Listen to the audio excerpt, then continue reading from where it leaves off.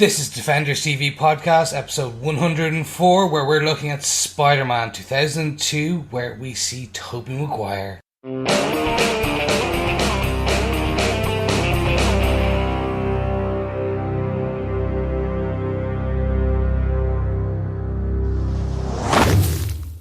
What's up, Defenders? Welcome back. This is Defenders TV Podcast, episode 104, where we will be doing a spoiler-filled discussion on the one that kicked it all off, Spider-Man from 2002, where we saw Tobey Maguire get into spandex. Probably the best way of putting it. I'm one of your hosts, Chris. I'm one of your hosts, Derek. Yeah, welcome back for Defenders for our Spider-Man coverage. Yes, welcome to your friendly neighborhood podcast. I'm one of your hosts, John. And yeah, as the guy said, this is our Summer of Spidey. So for those of you who are just joining us, we are going to do a Summer of Spidey, which is twofold. One, it's summertime, so unfortunately we're going to be on holidays. We're taking a short break. Some of us are traveling to unique destinations. But at the same time, we're also going to be covering the Spider-Man films, all leading to Spider-Man Homecoming, which releases in early July, depending on what country and where you're living. Exactly. And this is a very special treat for one of our hosts, isn't it? Happy birthday, Chris. Thank you very much. Thank you. All of our listeners, just so you know, Chris has just had a birthday just yesterday. We're recording our Spider-Man coverage, really because Chris is our biggest Spider-Man fan amongst all of our gang, right? Absolutely. May all your web-slinging dreams come true. So you want me to be bitten by a radioactive spider, gain powers. Perfect. I'm actually quite happy with that. That is my dreams. Exactly. Yeah. Everyone would like that. You suddenly get the Marvel apps as well. Absolutely. But judging by this film, the cleaning bill for your room would be awful. I know, the webs. There's one point you just... Yeah. Well, it depends on whether we're going... Are we going organic or are we going mechanized web swingers or web shooters? But that's a whole other story. It certainly is. So, let's kick into it. For those of you who have never listened to our podcast... The way that we usually do things these are very spoiler-filled. So we would ask you to go quickly check out the film first and then pop back to us if you want to listen to our dulcet tones. We're going to be reviewing the movies. So we're going to do Spider-Man 1, 2, and 3 in the Tobey Maguire verse, if you want to call it that. We will then probably, around the launch date of Homecoming, release our spoiler-filled discussions on Homecoming. And if we can get enough time in, we're going to also wrap up the Summer of Spidey with the lovely Garfield Amazing Spider-Mans 1 and 2. That's where Spider-Man goes after lasagna, isn't it? It is, yes. It is, yeah. Well, in this one he goes out for pizza, so it's fine. Yeah. Nice. I think Odie's in the other Spider-Man, and a guy called John. Yes, that's true. I don't remember the Garfield ones very well, but what I do remember is Spider-Man 2002. This was an awesome film back at the time. These don't connect to Spider-Man Homecoming. Spider-Man Homecoming, obviously, as you probably know, connects to the Marvel Cinematic Universe movies like Captain America Civil War, where we saw the first appearance of the new Spider-Man. So we are going to fly through these. These are going to be much quicker podcasts than we normally do for our movies, but we're still really looking forward to talking about it, right? Yeah, absolutely. And of course, if you have found us unexpectedly in anticipation for Homecoming, then please subscribe and leave a review if you want to over at Defenders TV Podcast /iTunes, or search Defenders TV Podcast on any other good podcast catcher. And of course, we'll have all our Defenders, Marvel Netflix Defenders stuff coming out in August. And of course, then there's our back catalogue of Daredevil, Jessica Jones, Luke Cage, and Iron Fist as well. Oh, yeah. And we've also covered some of the other MCU films. So if you want to, in the lead up to Homecoming, if you want to check out some of the MCU coverage that we've done, feel free to check them out on our podcasts as well. Yeah. Absolutely. Highly recommend checking out our Civil War coverage to hear Chris's first thoughts of the new Spider-Man as well. Yes. I know. And now, in just a few mere weeks, I will get to see MCU Spider-Man in his truest form, in his homecoming, if you will, to the MCU, and with other characters, and Uncle Tony in all his blazing glory. But guys, I think it's time we kick off and bring everyone into what can only be described as the one that started it all. Some say X-Men started it all, but personally this was the one for me. The original, the je ne sais quoi, if you will, of Marvel superhero films that weren't even owned by Marvel at that point. It's a Blade, then. Yes. No, Spider-Man. Spider-Man, yes. Yeah. Spider-Man 2002. You called it the Maguire-verse or the Tobey-verse a minute ago. Really, this movie is the Sam Raimi-verse. This is Sam Raimi, a director known for lots of really great horror films. If you've never seen Evil Dead, or Evil Dead 2 or Army of Darkness, go out, check them out. Really good horror films. He also did Drag Me to Hell, a fantastic horror film. Really creepy, really cool, really enjoyable. So this was really his vision. He was a huge comic book fan, as you can probably, we'll get into it, I'm sure, but as you can probably see from a lot of the shots that are taken from comic books and big arcs of Spider-Man and Peter Parker, Sam Raimi, a huge fan. So it was great to have him on board. I think everybody was very surprised that he jumped into doing superhero films after doing over 18s horror movies for years. I think we'll see what we think he got. The movie was written by David Cope, so one writer on this movie. He's done some stunning films in the past. He did Mission Impossible. He did Jurassic Park, the first movie. He did the new Mummy that's just out in the cinema at the moment with Tom Cruise. So that one not getting the greatest of reviews. But it is the one that was kicking off the whole Universal Dark universe. Mm-hmm. Yeah. I suppose. So right. Again, he starts what this was planned to be a universe originally, the Spider-Man verse. So again, another. Actually, hold on. If we're saying that he's started 3, now 4 universes. Yeah. Big franchises, definitely. Yeah. So the person that you want to have your franchise in the hands of, I suppose, is God. Pretty much, creator of franchises, creator of universes, $1 billion blockbusters. I like it. One note here as well: this was released in 2002, which was the 40th anniversary of Spider-Man, the creation of the Spider-Man character. So that was done as a big anniversary movie as well. The movie stars Tobey Maguire, Kirsten Dunst, James Franco, and Willem Dafoe. In all of the major roles. There's some interesting casting in this movie as well, so we'll get into it. John, do you want to tell us what they gave us with your synopsis of the episode? Sure. Spider-Man centers on a student, Peter Parker, played by Tobey Maguire, who, after being bitten by a genetically altered spider, gains superhuman strength and the spider-like ability to cling to any surface. He vows to use his abilities to fight crime with the mantra, "With great power comes great responsibility," after the death of his beloved Uncle Ben. Peter begins to experiment with his new powers just as a green menace called Green Goblin begins to terrorize New York. Let's kick off into our top 5. For those of you who are, guys, again, just joining us for the way, or this is being your first podcast, we usually pick our top 5 points, discuss them.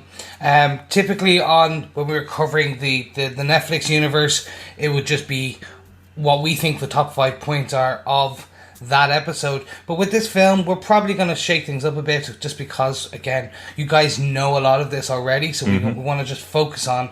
So we're going to talk about the origin, the villain, supporting characters, then we'll go into character arc, and then, as always, tie it up with a beautiful bow on the final battle. Oh, yes. So that being the case, guys, do we want to talk about the origin? Yeah. And I think, John, you put it best when you said this. The origin, yes. It's the thing we've seen a million times before. But actually, I loved it. I mean, I loved this film when it came out. It really gave me a lot of goosebumps. It just felt so spectacular. Certainly, given the Punisher, Blade, and all that, the previous sort of Marvel properties that had been on were much more kind of to characters which obviously not as big, but this was epic. It really was, and I liked having the origin. Again, I think it's important to have that origin, Absolutely. even though it's a really well-known one if you read comic books and so on. And I think I know I'd said the origin repeated itself somewhat, but it's not really that. It's more to do with maybe the structure of these 3 films that we're about to look at. It is very much sort of, okay, it's villains and big boss fights ultimately. And I suppose the way superhero films have gone now with the MCUing of the verse, the Marvelverse, it really, they're much more conscious of that, I think, because certainly maybe there was a little fatigue by 3, but I absolutely loved this opening. It was good to see it sort of given new life, I think, ultimately. And like, it's something that's told in the original comic books in kind of a little panel. It's basically, Peter Parker, young nerdy kid, has no luck with the girls, gets bitten by a radioactive spider, gets spider powers. It's a really simple story of the origin of the character, and then he went on to essentially 60 odd years of having Spider-Man as being probably the biggest, most recognizable superhero, I would say. He's up there with Spider-Man, Superman, and Batman. Yeah, very really much is. so. Big time. Yeah. And of course, we have the start literally of the Marvel abs in this. Yeah, as well. It's true. The spider bite gave me abs. Yeah, it's just like what, like we're pretty sure. Then like the other Chris's in the universe got spider bites as well. Oh yeah, but they're just hiding them better. That's the secret to this. Basically, Raimi built a machine that when you get bitten by something, you get abs, and it's just continued on for years. Oh yeah, exactly. It gave male insecurities about their physical form and it continues to this day. To this day. Yeah, thanks, Marvel. Yeah. I keep hanging around in really dark rooms with webs all over them, just trying to get abs. But it never worked. I'm kind of turning into Jessica Jones more than anyone with abs. I'm getting my bra going. Chris, what did you think of the characterization of the origin in this film? So I can tell you what I originally thought, and then again with this rewatching. Yeah. So it's an origin of how you thought about the origin. Yes, it is. It's the origin of the origin of the origin. Like it. Wow, try saying that 3 times fast. So basically, when I first watched this film, I remember being a bit miffed, if you will, because they took some liberties with the overall kind of the origin as well as a total.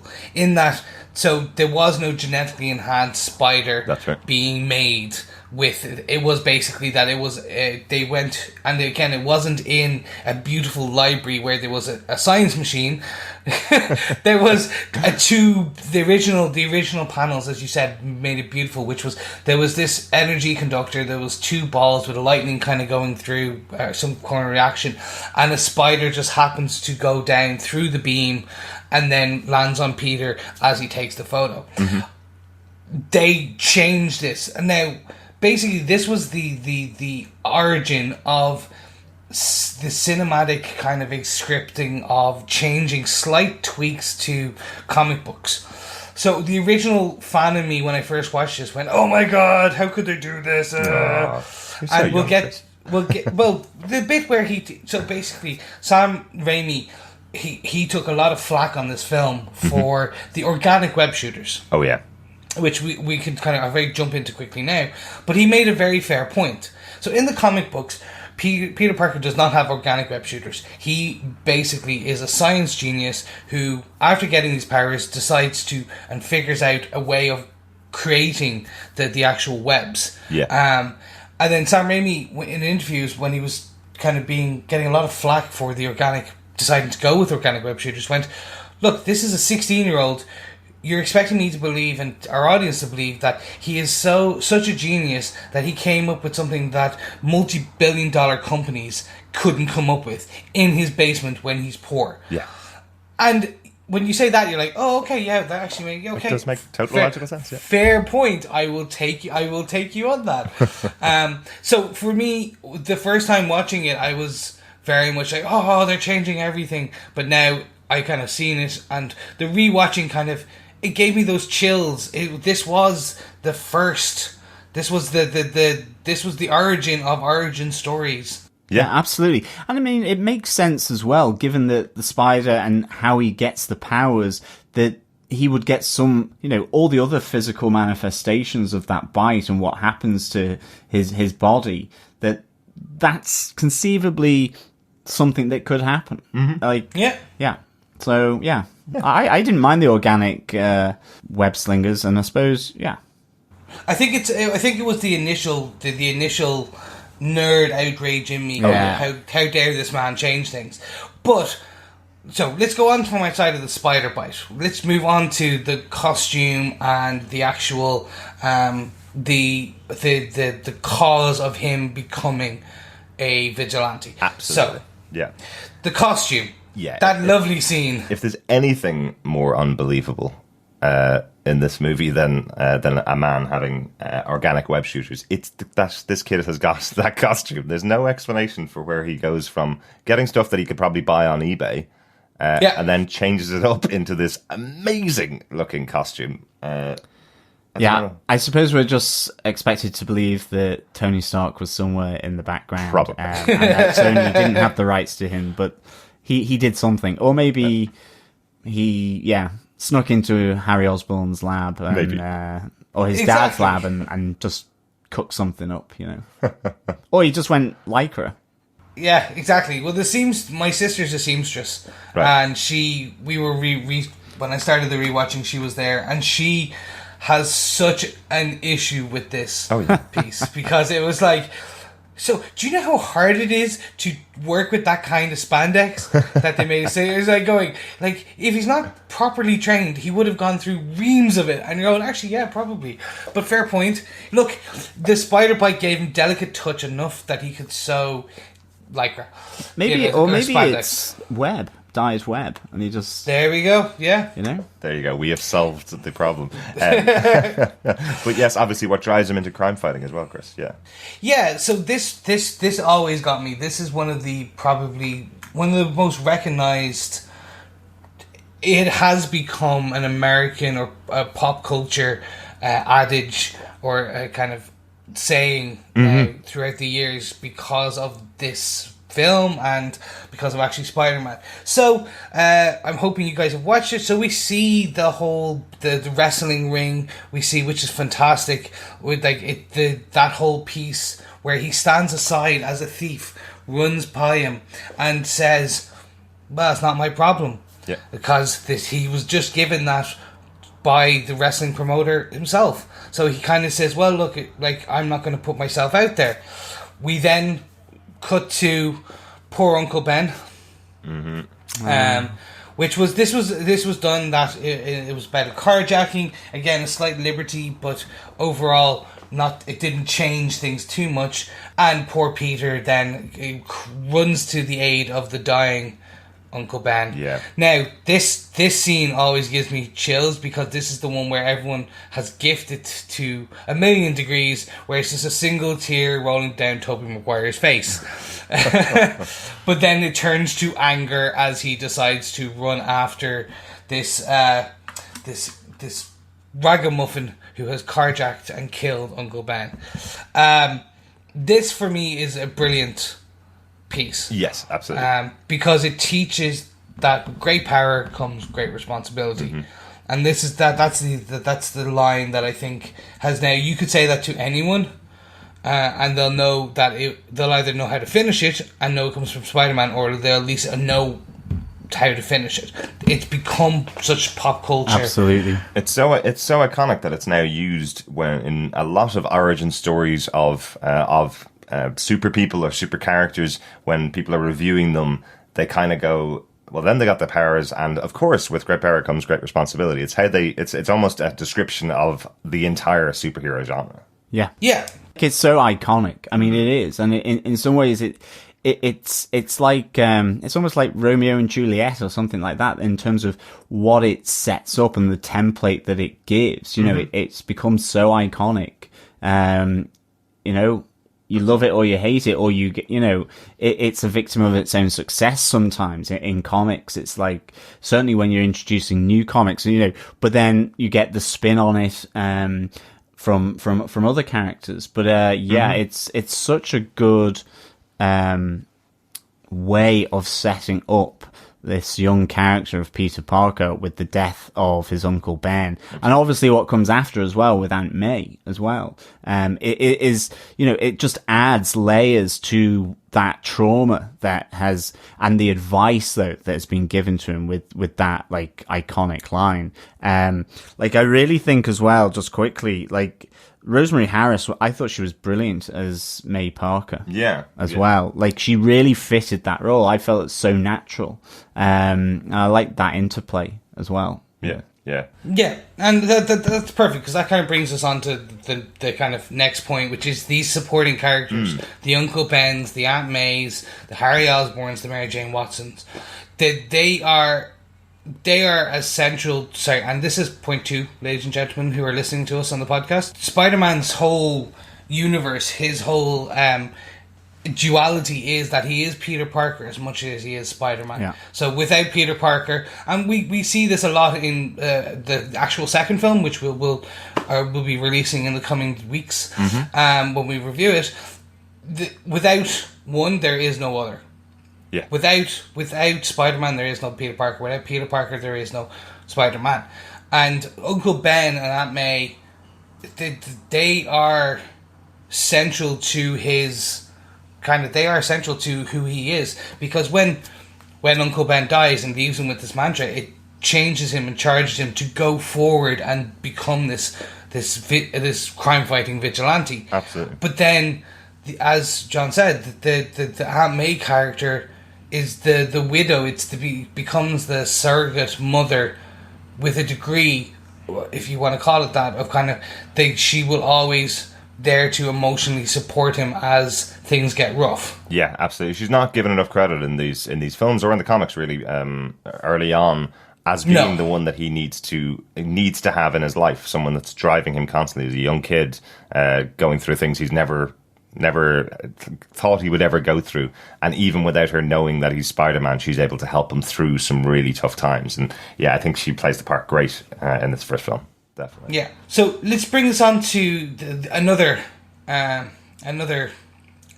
tiger in the Spider-Man verse, Mary Jane Watson. Yeah. Yeah. Yes, again, MJ. I always thought this was really interesting when they started this one. They never went with Gwen Stacy. That's right. In these ones, which I always thought was a different way of doing it. For our comic book fans, you'll know and understand what I'm talking about. For those who don't, Gwen Stacy was the original girlfriend, the girl next door for Spider-Man. Yeah. Mary Jane Watson wasn't introduced till quite later on in the I think it was the late 70s, early 80s. She was there, but she was not the romantic interest. Yeah. It was after, spoiler alert, Gwen Stacy dies in the comic books that that paved the way for the opening for MJ to go after Peter. So I always thought this was a strange one to go after with or to use within one of these origins, but it does make sense when you kind of break it down that she is like the redheaded how do you call it, dreamer who wants to be an actress. Again, is another part of Peter's life, and it makes sense that where they wanted to build this universe and go with it, to have her there. Like she is all in the comic books at the time. Definitely, she was an iconic figure in the Spider-Verse. I think at that stage, sadly, Gwen Stacy probably been forgotten a little bit. The storyline of Gwen Stacy, she's one of the characters that never came back early on, or at the time anyway. And Mary Jane Watson had become a huge figure in the comic book. She had been married to Peter in the comic book. So it feels like when you do a movie, you do pick a character that's kind of a big iconic character. They have loads of history together and loads of storylines to tell. So I think they did choose the right character in bringing in Mary Jane. Definitely, yeah. And they have a considerable history over these 3 films. Yeah, certainly. Oh wow! I did like her storyline as well. The fact that she's going out with the high school jock who's always beating up Peter. She lives next door to Peter, and she's being told that she's trash every day. He can overhear her being shouted at all the time. So he actually knows her far better than her boyfriend does as well. So. Yeah, like this. I think this is the strongest film out of the 3 for MJ. Like I think you really get a sense of where she's coming from. What she's being told she's trash. She's trying to build. She's dating a rich jock. She dreams of Broadway, being an actress and so on. You see the aspiration. I think this film really, I think gives her background, gives her reason in this universe, and her relationship with Peter Parker really, really well. I think it slightly degenerates over Spider-Man 2 and 3, to be honest, and it's not the actress's fault. I think it's the writing. It becomes massively stereotypical, I think. But I think in this film, she's really, really good. And even just the relationship with Harry Osborn as well, that sort of triangle, I think is really good. And that's one of the neat things I like that moves through actually all three films, is these three high school friends obviously going in different directions and being torn apart, brought back together, and so on. It's really good. Yeah, absolutely. And speaking of that is the heart of the movie. So the other major character is Harry Osborn, as you mentioned. So Harry as Peter's best friend, Chris. Yeah. So I always loved Harry as a character. Just in that he was such a different. He was on the different side of the tracks to Peter. Yeah. So he is the son of the billionaire that is Norman Osborn, yet he has a wild streak and has been kicked out of every private school there is, and ends up, because of where they're living, in the same borough or public school as Peter.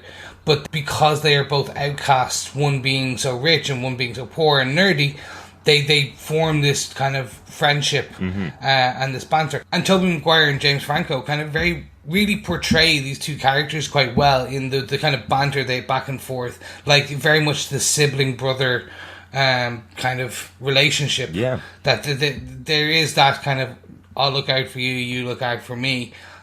Which, as you kind of does deteriorate over the course of films, and then is regrown and then deteriorates again, as kind of John mentioned. Yeah. But I love Harry Osborn in this. Yeah.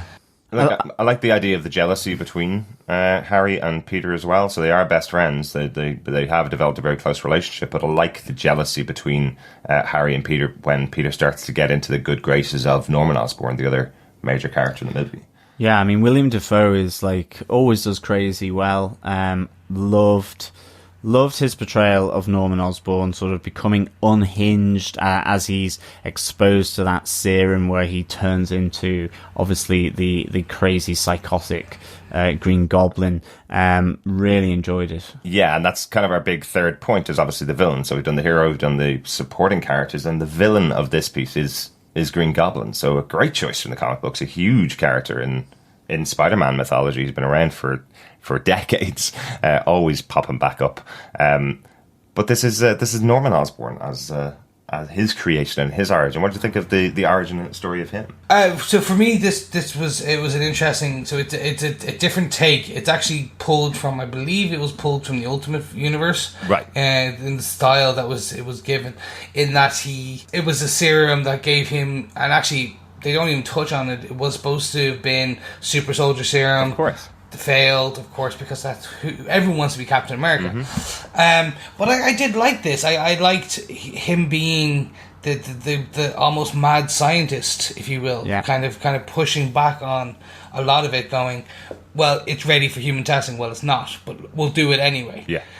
I'll test it on myself. William Dafoe plays the character fantastically. The scene where he jumps from the glass and kind of grabs the neck of the doctor after just inhaling all the serum, yes, and coming back to life is fantastic. And again, it speaks to the sensibilities of a horror director here. Yes. Oh, yeah. You cast someone like Willem Dafoe when you want to scare the hell out of your audience, and Willem Dafoe does a great job. I think the memes of Willem Dafoe started at this point onwards, when he became the scariest thing you can see in a film. Yeah, and he's able to pull off the duality that is supposed to be the Green Goblin. I really think that just gave him two scripts and asked one of his personalities to read one and one to read the other. Yes, and exactly. And it never makes actually met. No, and they didn't actually even film the scenes at the same time, just changing cameras. It was just one. It was just two different takes. Exactly. But yeah, no, that scene where he's in his mansion on up one of the upper floors, and they're looking at the mirror. So you have the camera panned at the two different mirrors, and then you see William Dafoe talking to himself, but in these two different voices, two different styles. Like, that is why you cast that actor as this kind of psychotic, broken, intellectual genius. I would have enjoyed. So again, this is being the comic book cynic in me. In this, again, it's an origin. I get it, but in the comic books, Norman Osborn is so. The duality is gone at this point in where we are in comic books today. He is just evil, psychotic, but he's able to be that really amazing businessman, front man, have like everyone think he's normal in the comic books. And I would have loved that, where except like you only see that at the very end of the final battle, where the evil, psychotic Green Goblin is able to make his voice and seem like the original Norman Osborn. Yeah, absolutely.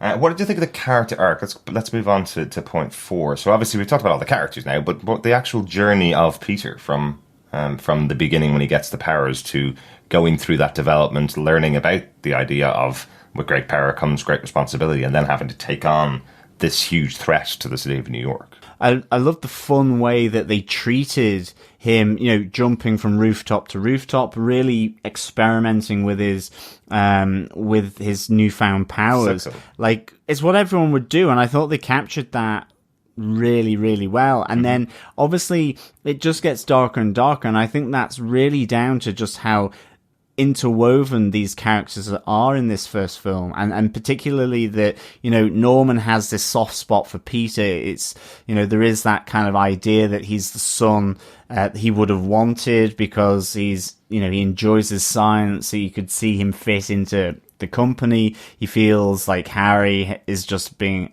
like annoying and so on, but obviously then that he becomes suspicious of Peter becomes suspicious of him, and obviously moving through to the finale, but there's that complication of the fact that they know one another, and Peter is best friends with Harry, and I think that just is so really good. It just adds different layers to their confrontation in that final battle. Absolutely. And I think it really adds to the arc that Peter has to go through, because it's much more conflicted. It's much more dangerous for him because of his friends and who the Green Goblin is. I actually really like the fact that the Green Goblin does offer him to join him. Like, that it's not set that Peter necessarily will follow Uncle Ben's kind of wisdom that has been offered to him, that there is a chance that he will go a different journey. I mean, it's obviously a very slim chance, given the knowledge of the character, but it's still, it just adds a little bit extra, and I think that's what's great about the arc in this film for Peter. Yeah, and then I suppose I'm going to come in on this one. So for me, this character arc is tried and tested in so many ways. It's the training montage, if you will, of that was popular in the 80s. I still got chilled seeing that first scene where he starts climbing up the wall. Tentatively, he just sees the spider, the kind of spider talons come out of his fingertips, and then he's slowly crawling up faster and faster, and he starts like that. For me, was still like, imagine being, I suppose you don't have to imagine, some of our listeners were the same as me, a child sitting in the cinema watching this, and you're like, oh my god, they've made this character I love come to life on screen, and his character, like, I know like, rewatching the films, like, they are dated, and that's fine. Like even the graphics are dated, but the story arc is, the character arc itself is what makes this film special. Yeah. It's you basically have given someone you give him tragedy, and he either breaks and uses this power for evil, or you give him tragedy and he becomes the hero. And that is what the two characters are. So the tragedy of nearly losing his business and giving him powers causes psychosis and causes the evil to be ignited in the Green Goblin, where he uses that power to then go and kill the rest of the board of directors and all this type of thing. But then you give power and tragedy to a child who has been pushed and taught that, like, with great power comes responsibility, that you must help the weak. And that arc then kind of propels Spider-Man through to become this the friendly neighborhood New York Spider-Man. Like, I don't know, he starts with the friendly neighborhood, and then you're kind of going, well, you're actually all of Manhattan and Brooklyn, so pretty much New York Island. Let's just say that, yeah. So all of the supporting New York upper state is your area. He's in all of their neighborhoods, yeah. Yeah, exactly. He's everyone's neighborhood. Yeah. But what it comes down to is that this character then goes on the journey of he gets to a point where everyone loves him, and then you have the supporting character, which we haven't talked about much in this one, probably a lot more in the second one, J. Jonah Jameson, who feels that in order to, if someone is becoming too big for their britches, they must be tore down. Yeah. And he literally tears down Spider-Man while chewing up the scenery. Amazing character. Yes. Yeah. Yes. And I think it's just fantastic because it's so that he's given, Spider-Man has said, like, they don't love him. They don't want him to be there.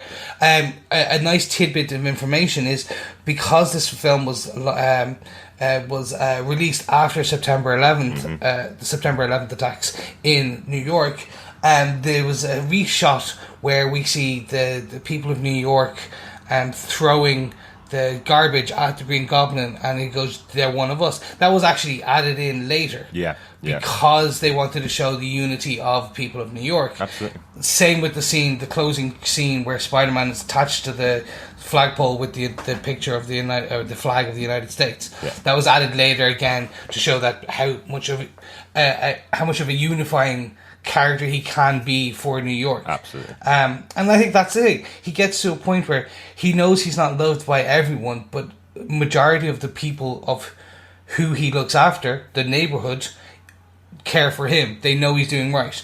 And that's kind of where we get to with Spider-Man. He kind of goes from a nothing to something. Yeah. And I think that's kind of like, Derek, do you have anything on this, or do you want to move to the kind of final battle? I think we need to move to the final battle, really. Like, you're absolutely right. This character has a great arc. You can do the hero arc. It's a very standard arc, as you said, Chris. But you can do it with joy, and you can do it with love. And I really think Tobey Maguire embodies that image of a kid getting superpowers and just being completely joyous. I love even just that little touch where he's trying to get to fire the web shooters, which he knows he can shoot them, but he's using all of the words from the DC comics. Did you notice that? It's like he's using Shazam to try and throw them out. Up and away. Yeah, he's trying to use each of the things he's probably read in the comic books he's read. It's kind of cool. It just ties him to being a grounded kid. But yeah, the arc is fantastic. But there's obviously going to be a big battle at the end. There's always going to be pitting the villain against the hero at the end. I like how separated they keep Peter's storyline from Norman Osborn's storyline throughout the film. It's only really about the last 25 minutes of the movie where the two of them start to go up against each other, which I think is a really good choice for the film. Then you can have two completely separate origin stories and have them culminate in one big battle at the end. I do think that is a bit of a weird moment when Norman asks Peter to join him. It's kind of an odd thing. I can't really see how he would join him, but it's kind of, you're powered, I'm also powered, why don't we take over the city? Okay, didn't expect that he would ever do it. No, but I mean, I think he is crazy. He's crazy, but he's also that, because he is, he's increasingly suspicious and then realizes that Spider-Man is Peter Parker, there's that element where he knows him. Mm-hmm. So why wouldn't you? But it's just that the serum that he has used obviously has turned him mental. But I think even with that, the idea that the final battle ends with Spider-Man bringing Norman back to his apartment and laying him on the couch. Unfortunately for him, Harry walks in, sees that it is Spider-Man that's killed his father, or so he thinks. But that is just, if you think of final big boss battles, that kind of idea is something kind of really interesting. Mm-hmm. That tie-in of these central characters through just knowing each other in day-to-day life kind of thing. And I really, then obviously, it jump boards everything off for Harry and his kind of obsession then with the Spider-Man and just the relationship with Peter Parker. So I really like the idea that, it was between these two fighting it out, but ultimately, again, that Peter, because of the mantra, because of what he's bringing to being Spider-Man, and because he knows Norman, that he decides to, bring him back to his home, to lay him down.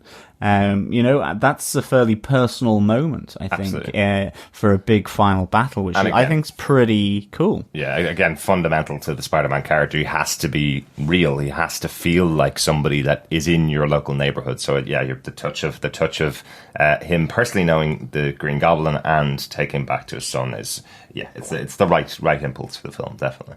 Yeah. So for me, I'm still torn about this film, the ending. How about the battle itself? So it's the battle. That's the issue I have. So it's a small enough battle. If you compare it against something like the Avengers, which takes place in New York City as well, and that is things coming out of space to destroy the entire city, and a bomb about to go off, nuclear bomb about to go off to kill the entire city. So this is a much smaller battle. Yes, yeah, it really is. I can see your point there. For me, it was more the choice of dangling the school children versus MJ. Mm-hmm. Like it's like that was pretty much for me. Oh my god, that's the culmination. Like, oh my god, he's gonna say and that amazing scene where he catches both of them, and then it dragged on for a bit, and then they added that scene in, and then it's okay. Let's go fight in this. For some reason, there's an abandoned, broken building, like factory where they can that's overgrown in New York prime real estate. Yeah. So forget about that. It was basically a fantasy film. Yeah, exactly. It's the two of them beating up on each other so much on this. Like it went on for me slightly too long, but I still love it in that. Okay, I love it and I hate it. I think is probably this is very Marmite-y for me. Right. Seeing Spider-Man be torn up, and then that image of him becoming the battle-torn Spider-Man, where his mask is half ripped and all that, all culminating with a flip over a speeding glider, and it's over. That for me was just like, oh great, oh wow, okay. Like you basically have killed off for me what I considered one of the biggest characters in the Spider-Man universe. Mm-hmm. Yeah. So it was bold for what Raimi did, but it stopped so much potential for the number 2 and 3, right? Where you could have had the Norman Osborn character there. Yeah. But kind of cool that they did set up that we will possibly be getting Harry in that role. That's a good choice as well. Yeah. And again, this is a death of a villain. This doesn't happen very often anymore. There's usually people caught now. Yeah. But the death of the villain, and then the only person that witnessed it is Peter Parker's Spider-Man. He's the only person that witnessed the actual death. So leading to Harry thinking he's the one that murdered his father, which is a great idea. And where did he put all the goblin stuff? That's never answered, by the way. He just strips him off the goblin stuff. No, it might be. Mm-hmm. Okay. Maybe not. Sorry, I know what you mean. After the battle, where did he put the... Yes, exactly. The outfit. Hopefully he burnt it in hell. That is one of the worst costumes I have ever seen in one of these movies. That is true. I hate the goblin costume. Yeah. And I know it was done with the help of Willem Dafoe. He was really into the idea of having a fully armored Green Goblin. It still doesn't explain that helmet. Oh my god! I don't understand. I get the idea of him being fully armored. That makes total sense. But that helmet, where you can kind of see his face through the grill sometimes, I don't know. It's a very odd idea for me. So hopefully that's where Peter threw it in hell. Yes, hopefully. But that's perfect. That brings us on just some notes, guys. So that's our top 5. I wanted to. There's 2 beautiful kind of pieces for me in this, that kind of show why I like Tobey Maguire as Spider-Man. The first is the scene where he catches Mary MJ and her lunch trays. Yeah. So that's not CG'd. That was basically, there was 156 takes of Tobey Maguire with a tray and a sticky substance trying to catch all of them. And he did it after 157. That is amazing. Amazing. It's tantric. It's really is tantric. You would kind of give up after about 20 takes and go, can we not just draw in this stuff with the CGI budget at all, or just skip the scene, right? No, 156 takes. Let's keep going. Yeah. It was amazing. Fantastic. And then Tobey Maguire started getting a lot of sinus problems in this film. Right. Because of the infamous upside down kissing scene. Of course, yes. Which, because basically of the huge amount of downpour in the rain, it started going into his sinuses and up his nose. Oh, of course, yeah. And so he started getting really sick from the period of when they filmed that. But obviously that is now an infamous or very famous, or I probably should say infamous, scene, because it has been... So many other films have you taken it as a funny trope. It is used and called back to in each of the two other films. Yeah. There is some form of upside down kissing. But yeah, I thought it was so funny that Tobey Maguire started getting so sick for that one scene that Sam Raimi thought was terrible and has become now so big and so well known. It's iconic. I'm so glad he went through. And it's true. He didn't catch anything from Kirsten Dunst in that scene. No cooties. It was the rain. Exactly. One of the things for my notes that I wanted to talk about was the cameos, because these movies are well known for their cameos. Yeah. We did have Stan Lee. We did have Stan Lee in X-Men, but as John intimated there, one of the biggest cameos in this for me as a WWF fan from the 80s was the Macho Man Randy Savage. Absolutely. Yes, I really wanted Ric Flair to come in as well. Woo! I'd just do the great face off with Macho Man and Ric Flair. But it's great to see. Great to see Randy Savage in there as well. One of the other ones, obviously, as it's a Sam Raimi movie, and he was moving from the small time of Evil Dead movies, working with the main star of his movies, Bruce Campbell. He decided to take Bruce Campbell over, and Bruce Campbell gets a cameo in every movie. It's like as if he's Sam Raimi's Stan Lee, so he gets a cameo, and a pretty sizable one in each one. He's the stage announcer in the ring in this movie, if you don't know who he is. So he gets his little moment in the sun there. And we also get a very heroic moment with Stan Lee, where he gets to save one of the young kids at the one of the battles where there's it's the parade, isn't it? It's the parade, the balcony collapsing and stuff. Yeah, and Stan Lee gets to save one of the kids in there, so he gets a heroic scene as his cameo this time, which is quite cool. Not just a gag. And of course we have Danny Elfman on violins, and ghostly voices going. Oh. I know, you could definitely tell it was a Danny Elfman. Definitely. Probably a very Batman much so. in it, or Tim Burton, some character, Beetlejuice. Yeah. Edward Scissorhands. Yeah. Jack Pumpkin. Yeah. Skin thingy from that one. Nightmare Before Christmas. Yeah, and then I suppose this was for me, and I suppose the final note that before we go into whether we defend these ones is these had no post-credit stings. That's right. Yeah, thank goodness. I suppose now, post-credit scenes are brilliant, but they're a slight overload, certainly after Guardians of the Galaxy. So this was kind of refreshing that it didn't have one when watching it back, because we did check, and it was like, oh no, it didn't have one. That's really novel now.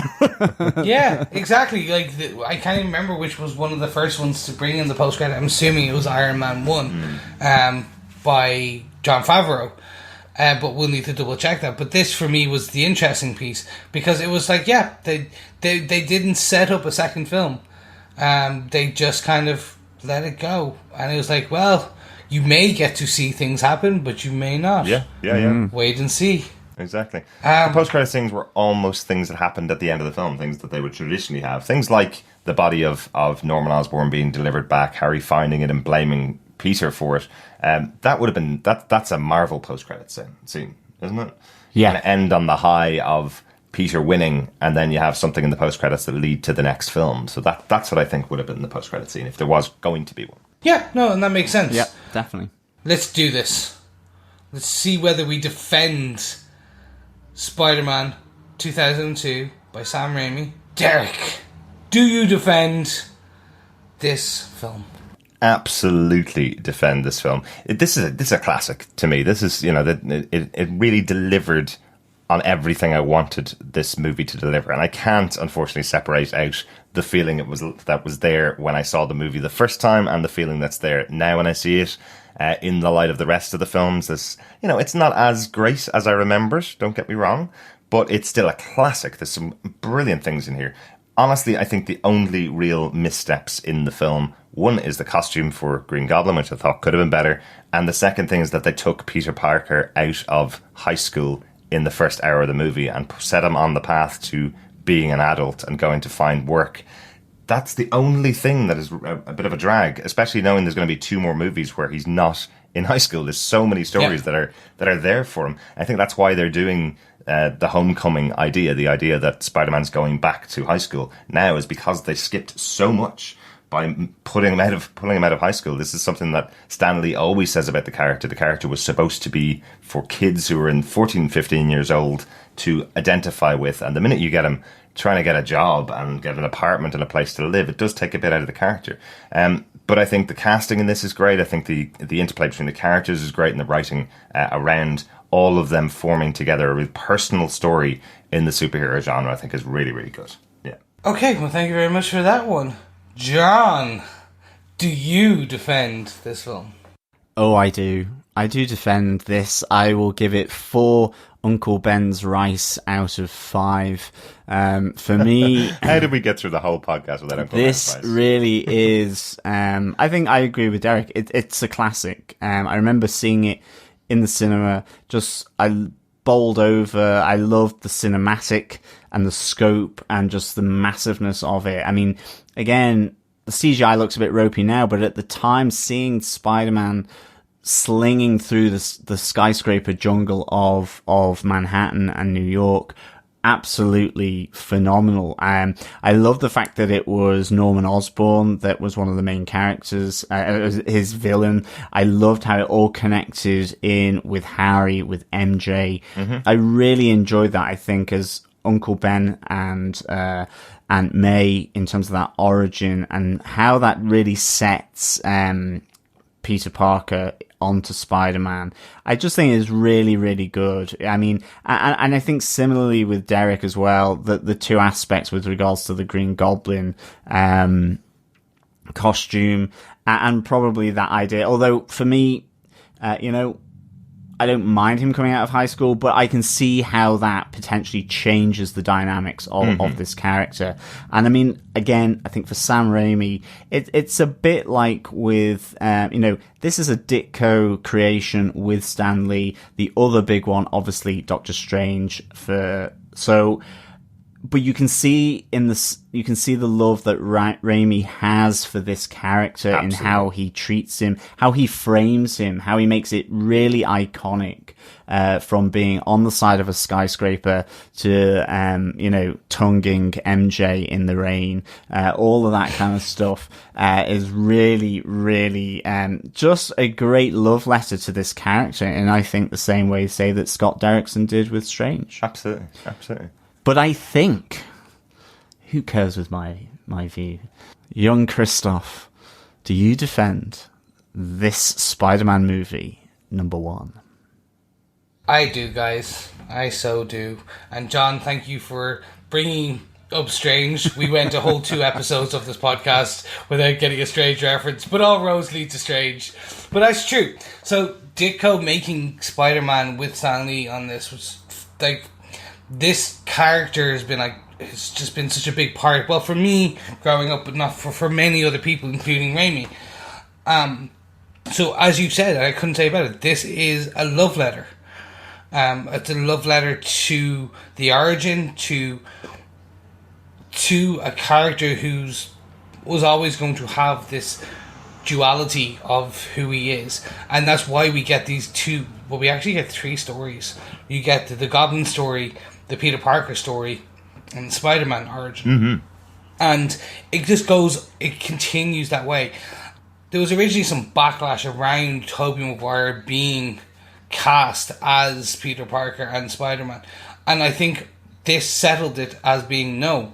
This he did embody, at that point in time, he embodied who Spider-Man was. Absolutely. Leaving high school, going into his first foray into the Daily Bugle, etc. And I loved it. Like, I can't say much more. Like, seeing Spider-Man crawling and swinging for the first time on, now I'm not talking the 60s Spider-Man or the Japanese Spider-Man live action. Yeah, they're two different things altogether. But overall, this was the first the big piece for me, and I loved it. I can't say anything more. Excellent. Good way to spend your birthday, Chris. Yes, it was a beautiful way to spend my birthday. Yes, Chris, you've loved it. You can't unlove it. Yes, it's now forever in history because we've recorded it. Absolutely. Thank you so much for joining us, fellow Defenders. Really good to have you back with us for this episode of our Defenders TV podcast. If you want to join us and talk about Spider-Man or anything else coming up to the release of Spider-Man Homecoming or any of our episodes so far, just send us some feedback to feedback@defenderstvpodcast.com or pop over and join us on our Facebook group at facebook.com/groups/DefendersTVPodcast. You can also leave us a voicemail over on our website at defenderstvpodcast.com. A little voicemail button over on the right hand side if you want to share your thoughts about any of the Spider-Man movies in the Tobey Maguire section or in the Andrew Garfield section, or when you get up to see Homecoming, you can share your thoughts about that as well. Thank you very much. So don't forget, subscribe to us at defenderstvpodcast.com/iTunes. Rate us and leave a review. And also, if you are on any good and evil swinging in the neighborhood of a podcast, Android podcast catcher, I should say, don't forget you can get us there as well, and you can leave reviews for us too. Guys, we're going to be back with Spider-Man 2 to continue our Summer of Spidey retrospective with all things leading not too strange, but to Spider-Man Homecoming in early July. And more importantly, as much as I love my Spider-Man, in truth, we are barreling towards the Defenders, which releases worldwide on the 18th of August. So make sure you are caught up on all of our other podcasts by that. They still have a couple of months. So make sure you fully understand our thoughts, loves, and reasons on Iron Fist, Luke Cage, Jessica Jones, and Daredevil. Absolutely. So that's it. Yeah, thank you so much for joining us as always. And we will be back for Spider-Man 2 in our Summer of Spidey retrospective as well. Absolutely. So thank you so much for listening, and we will speak with you next time. Talk to you next time, Spidey friends. Signing off. Bye.